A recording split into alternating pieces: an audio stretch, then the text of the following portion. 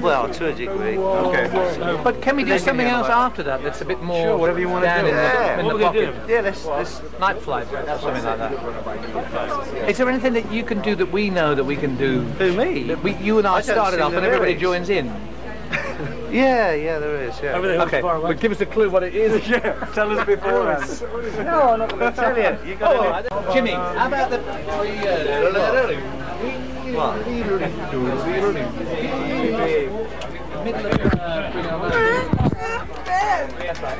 Jimmy Reed. So, Well, what are you talking about now? Train, What are we doing? then train, and then In the middle of Bring It On Home. yeah. Oh, of course, yeah. Why don't we start off with that, because it's a bit more structured.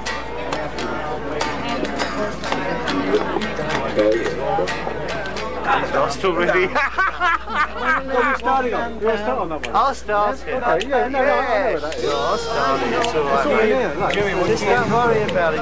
Just, there's no problem. In the days of my youth, gotten told what it was to build my. In 1966, my band Chain Reaction opened for the Yardbirds at Staples High School in Westport, Connecticut. We all carried our equipment into the hall together. As I recall, I dragged a couple of Jimmy Page's amps as well. So I was a roadie for the Yardbirds. Or at least that's how the press took it at the time. I told this story. Anyway, it was the first time I ever heard him play, and it hit me like a heat wave. 3 years later, in 1969, I saw Led Zeppelin perform at the Boston Tea Party. They ran out of songs after they played their whole first album, so they had to do a bunch of Elvis tunes because we wouldn't let them get off stage. I just sat cross-legged in the back of the room while they played the middle section of Dazed and Confused, and it was so fucking heavy that it made me cry. Another time I cried over Led Zeppelin was an hour later when Jimmy Page emerged from the dressing room with a beautiful girl in his arm. I would have been very impressed, except it was the girl I'd been living with up until that moment. And I was getting an incredible visual of all my clothes being thrown out into the alley on 21st Street. But Jimmy was such a motherfucker on stage, I couldn't hold it against him. Anywho, about the same time, there was this guy called Henry Smith, who was my neighbor in Sunapee, New Hampshire. I was a drummer back then, and he was my drum roadie. He was a good friend. He even cut the sleeves off his grandmother's fur coat so I could have something stupid to wear on stage. Well, Henry's the one that got us the gig with the Yardbirds, and all went well until one day he comes up to me and he just quits. I got a gig with Zeppelin, he says. I was devastated. Who was going to set up my drums at Murray's Clam Shack at the Brattleboro, Vermont? But once I got over the jealousy, I got really excited, because I knew somebody who was going to work with Led Zeppelin. That was the equivalent of going to the moon with Neil Armstrong in an Apollo capsule full of babes. And I knew I'd have enough cymbals and drumsticks for the next 3 years. Eventually, Henry the Horse, as Jimmy and Robert affectionately called him, introduced me to the band. On the first occasion, I got to sit at Bonzo's drum kit at Electric Ladyland Studios. I could feel the power even without him physically being there. Later, we went over to a sound check at Madison Square Garden. When I got there, the road crew and the union people were all eating, and the band hadn't arrived yet. The stage was empty, and so were the 19,000 seats. The audience, the silence was deafening. I walked out to the stage, I laid down, my head hanging backwards off the edge. I was overwhelmed. I was having delirious delusions of rock and roll grandeur, imagining that I was roaming the countryside, raping and pillaging, disguised as an ambassador of rock and roll. And that's just one of the things we learned from Led Zeppelin.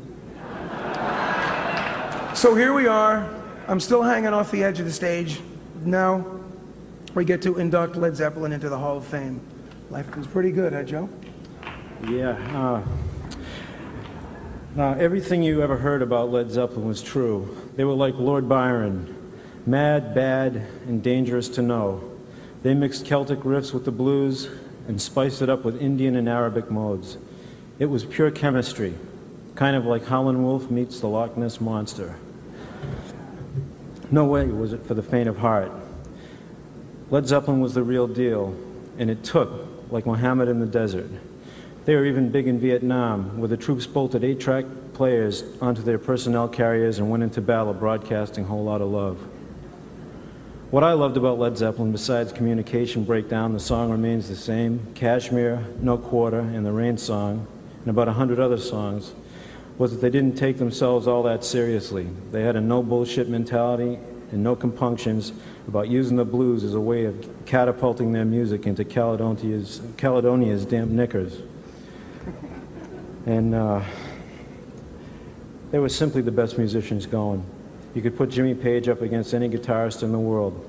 Same with Bonzo on the drums and Zeppelin's unsung hero John Paul Jones on bass, keyboards, and orchestrations. His musicianship and classical slant on things gave Zeppelin an added dimension that constantly kept them in a class of their own. And then there was Robert Plant. He came to the first New Yardbirds band rehearsal in South London straight from his job building roads. He had tar in his hands and tar in his hair, and when he opened his mouth, it was like a fucking air raid siren going off. Keith Moon told him it would go over like a Led Zeppelin. For the next 12 years, they reigned as undisputed world champions of rock, set an unattainable standard of music and mystique for those of us who tried to follow them. Okay, whom the gods love, die young. We can't let this moment go now without talking about Bonzo, because he's one of the most important reasons we're here tonight.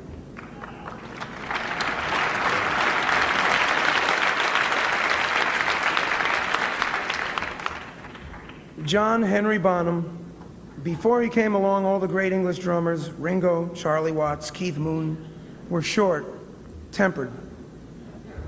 But John was big, radically big, and had an attack that was like bombs away, baby. And even when he threw the sticks away and played with his hands, you noticed that the volume didn't go down. He had great feel, great drive, and an incredible combination of soul and technique. To everyone else in his band, he was warm and funny, loved his family and farm, but did not like to tour. As Robert once put it, John often got swamped by the absolute remoteness inside the fish tank, the fish bowl. These were the days before anyone knew how to handle the shadow side of our business, like too many master musicians before. And since he left us before his time, Bonzo ruled. He still rules. Even today, no one can take his place. In many ways, he was the lead in Zeppelin, and perhaps the most fitting tribute to him is that after his death, his old band called it quits.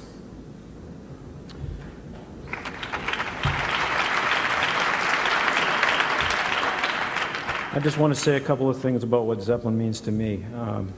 I love this band because they had no limits. They weren't musical snobs and never held on to any one style. Zeppelin would change gears 6 times on one album. They played blues, funk, rock, reggae, and ballads with equal ease. I think it's laughable that some people still consider them just a heavy metal band, since at least half of their best songs are acoustic. They were doing unplugged long before it was the hip thing to do. I learned a lot from Jimmy Page. The best lesson was don't be afraid to play any instrument, stringed or otherwise. He played slide guitar, electric, acoustic, 12-string, bass, mandolin, sitar, and dulcimer. He invented strange tunings, whatever it took to create the mood. So, Jimmy, when are you going to show me how to play the Rain Song? Maybe after? So I know for Stephen and the rest of our band, when I say that Aerosmith wouldn't exist in its present form without Led Zeppelin's continuing inspiration. A few months ago, when I was having lunch with Jimmy Page in Buenos Aires, he asked me to do this tonight, and I felt like I was the one being honored.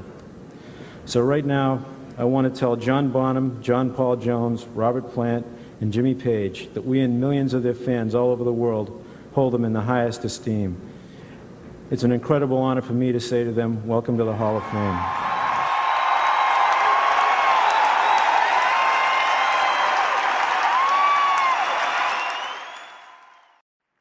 It says please speak 6 inches from the microphone. So I've finally got some technique. Thank you for bringing us here, and being English, it's quite daunting. I'll just have to change this a minute. Oh no. It might be another TV set. I can't follow Neil. He had his manager here, you see, and also I don't have an invisible group. We're honoured to have with us Jason and Zoe Bonham.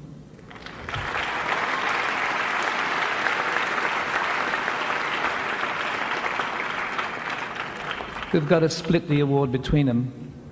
It's going to be interesting. And all that stuff that everybody was saying, I can't remember much about that, Ahmed. The thing is that because we didn't really work after about 1969 much, I can't remember very much at all. But I do remember... I'm getting a bit more comfortable. I do remember Ahmed traveling around with us quite a lot and coming to see us in a sort of pre-recording state one time in London. I never wanted to do this. I always thought we'd always be rebels. Eddie's right. Actually, Eddie's lucky. Ahmed came all the way from New York to London to see us. We were doing some of the last final touches for, I think, Physical Graffiti. And he came to a rehearsal place in London, and a lot of pomp and circumstance. And just like Neil said, when Ahmed came, you had to be good, you know. So it was a pretty shitty place. It belonged to Emerson, Lake and Palmer, and but we got a good rate on it. And so we got a big couch on the stage, and we started to show off to Ahmed, and we had a big PA, and we were playing away furiously, and we were really proud. I think it was the Wanton Song, or some lurid piece of music, and we were doing. It was as if we were playing in front of 20 or 30,000 people. We were doing all this stuff, and the place was empty. There was nobody there except for Ahmed on the couch, and we spun around, going, and Ahmed was snoring. And there's a lot of other stories like that. I've talked myself right up a blind alley, but our relationships over the years have been wonderful. Led Zeppelin was with Atlantic Records from start to finish, and I've been with them, Atlantic, from '68 to now. And I always consider that Ahmed and his faith in us, despite the fact that the music scene was changing and that commerciality at one point became the actual the hallmark of success alone. Ahmed was very strong in our favor, and later so too was Doug Morris. And I think we should mention Peter Grant, who's already been mentioned in quite sort of colourfully. We did have some fun, didn't we, Ahmed? I'm not going to be as explicit as one of your better friends earlier on. And you said groupies, I didn't. But looking at American music from England, we have to say that that being English and having to put up with Herman's Hermits wasn't much fun. And even though John Paul Jones did play with them for a bit. Oh, New York Times today? No.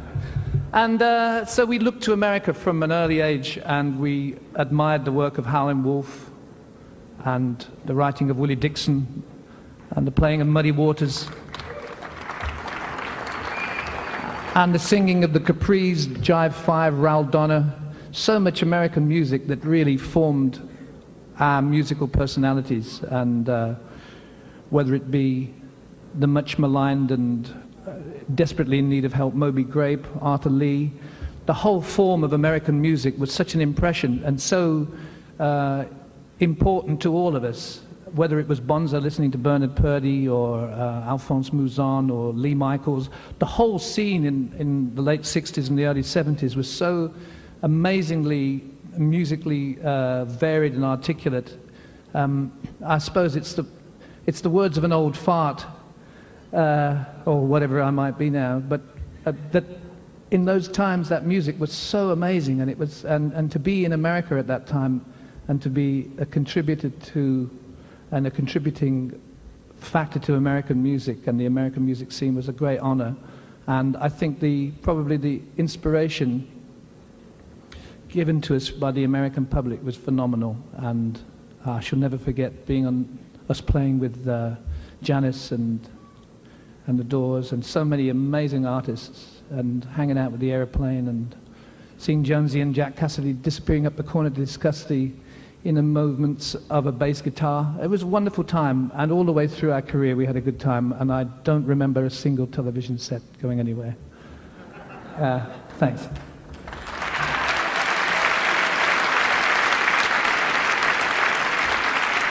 Well, for my part of this, I must say it's a great honour to be inducted. Actually, it's the second time for me, because actually earlier on I was inducted with the Yardbirds, and it's almost like inducted, induced, and this time it's the forceps, and some of you will get that.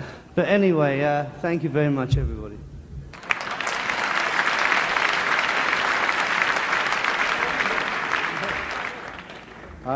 Yes, thank you. I'd just like to add also my thanks to Peter Grant, who gave us the freedom to do what we did.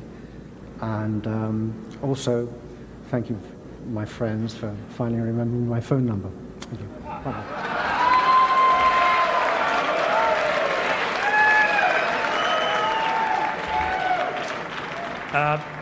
I'd just like to obviously thank everyone for making Led Zeppelin to me one of the most important bands in the world, and listening to them, and obviously my father for being one of the greatest rock and roll drummers of all time, and this one's for him, and he'd be very proud. Thank you very much.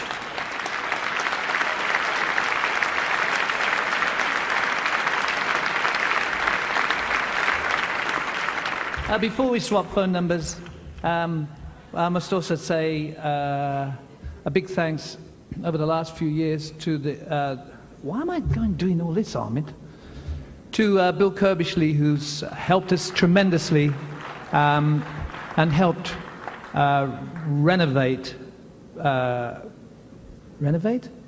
rectify, do something for us anyway. Thanks a lot, Bill Kirbishley, and thank you all our friends in New York and America. And I've never been up so late for years, so I've got to go to bed in a minute.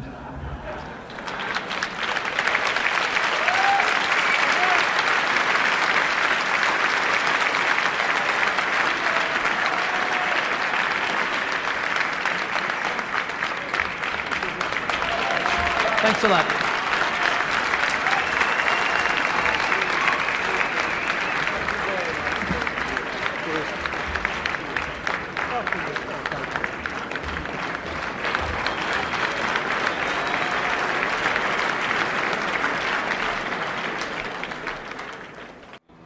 Can you hear the guitar?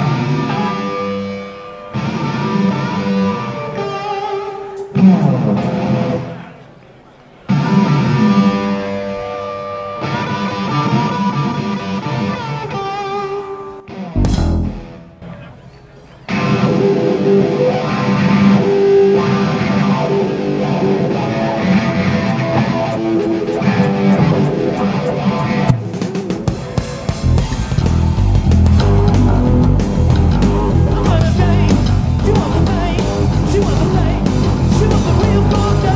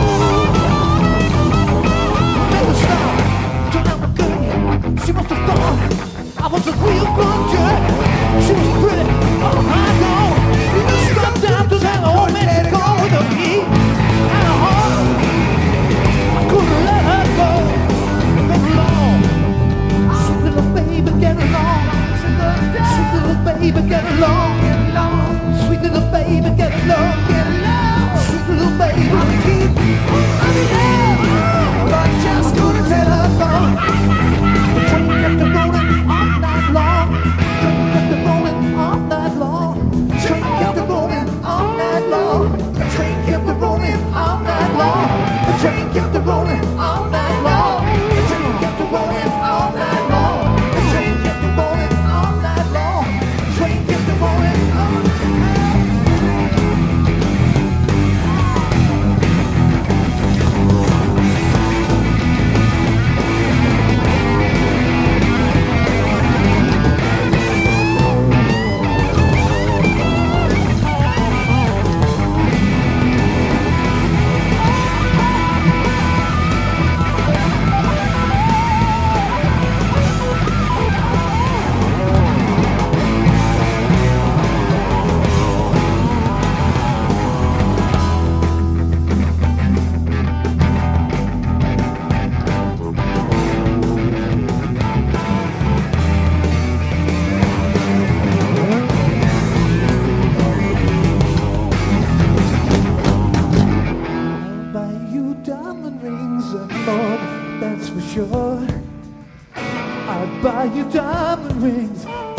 Right to your door.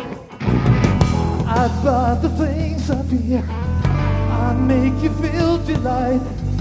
I'd make you feel delight. I'd make you feel for your love. For your love. For your love.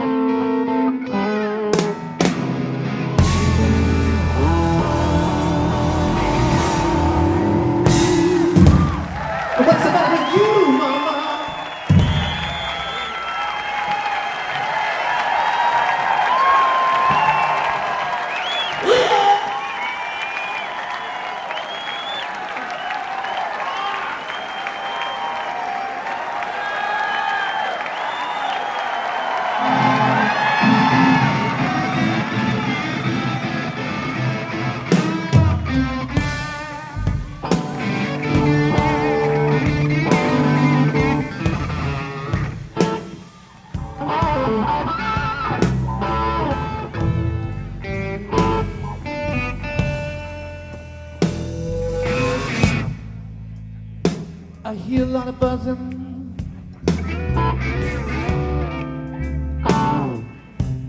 Sounds like long distance call.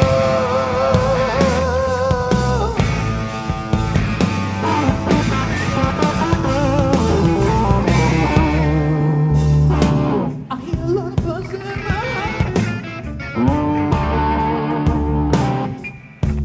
Baby, sounds like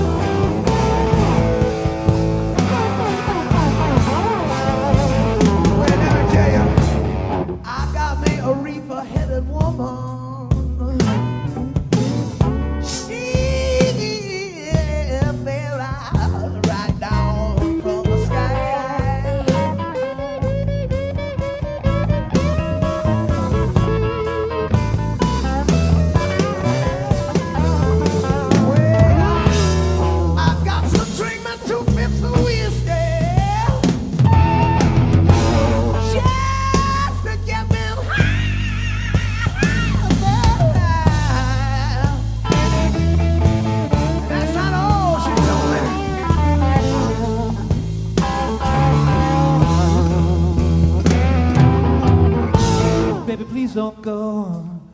Oh, baby, please don't go. Oh, yeah.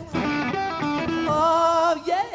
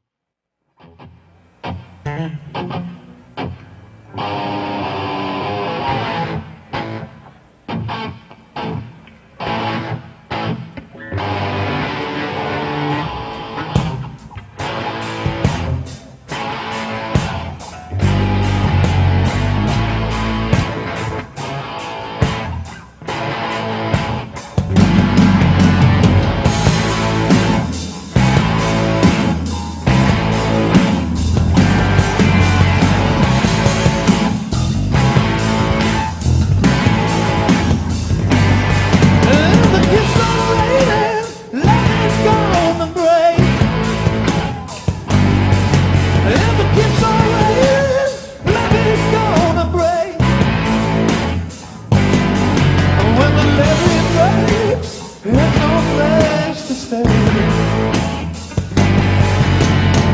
no levee gonna do it back more.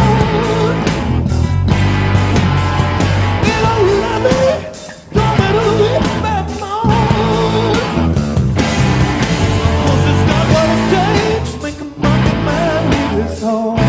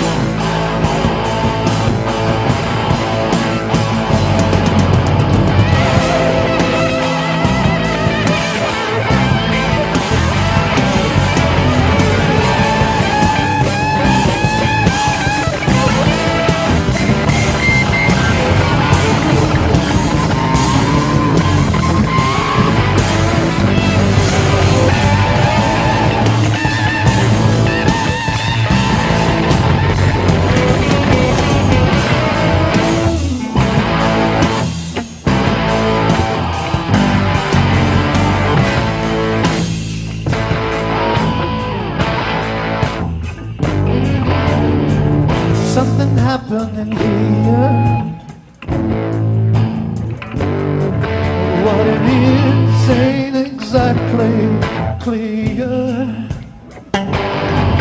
There's a man with a gun over there. Telling me I've got to be away. I think it's time to go.